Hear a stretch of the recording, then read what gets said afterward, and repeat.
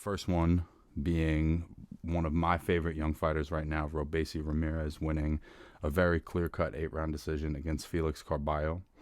Carballo's last fight was against Shakur Stevenson, which was actually the first, podcast I did post-pandemic after taking a couple of months off. And, Stevenson was completely dominant. I think Ramirez, in this case, got matched with him as a chance to compare, two talented young prospects and get a gauge on where Ramirez is at.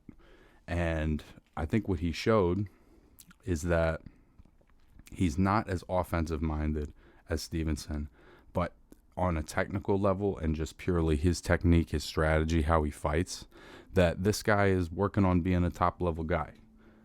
Still very early in his career. Obviously, he's 5-1, 3 knockouts. But you've heard me now talk about him on this show multiple times because this is somebody that I'm very excited about.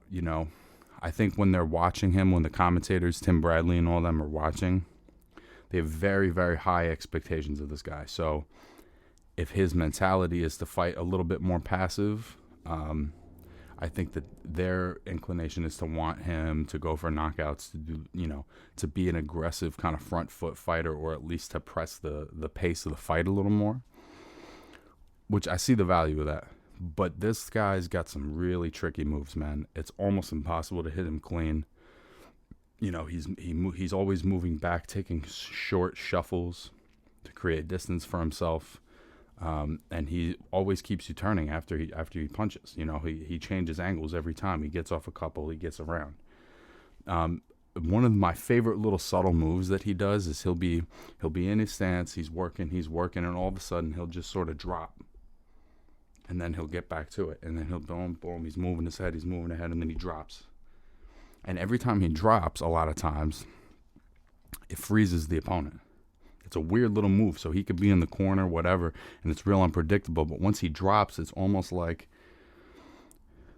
whoever he's fighting thinks that he's about to throw something. And it's almost like a feint where he's like dropping to throw the right hook, or he's dropping to roll out or whatever, but he really just drops and has you looking for a second.